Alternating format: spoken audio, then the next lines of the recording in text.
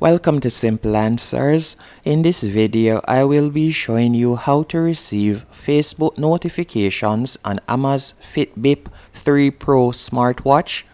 The first thing you want to do is download the Zep app and connect it to your smartwatch.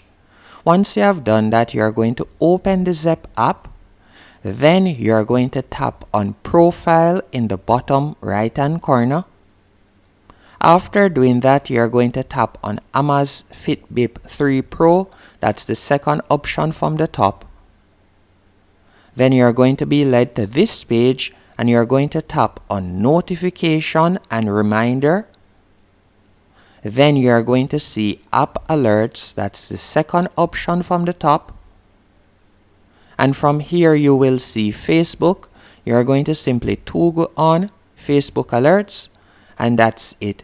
So from now on, you'll be able to receive Facebook alerts on your Amazfit Bip 3 Pro smartwatch. Hope you found this video helpful and informative. If you did, be sure to hit the like button and subscribe. And thank you for watching.